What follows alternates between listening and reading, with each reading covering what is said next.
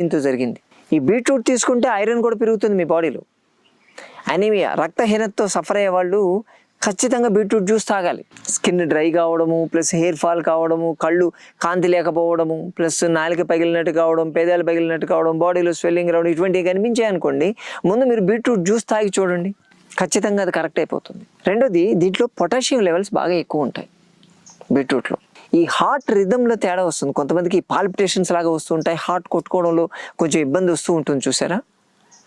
అటువంటి వాళ్ళు మందుల కన్నా ముందు చేయాల్సింది బీట్రూట్ జ్యూస్ తీసుకోవడం అలవాటు చేయాలి.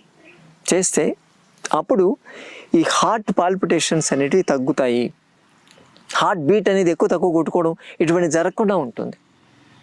గాబరా అంతా పోద్ది, అంత బాగా పనిచేస్తుంది. అలాగే ఈ మతిమరుపు ఉంటుంది, డిమెన్షియా. ఒక ఏజ్ వచ్చిన తర్వాత, అంటే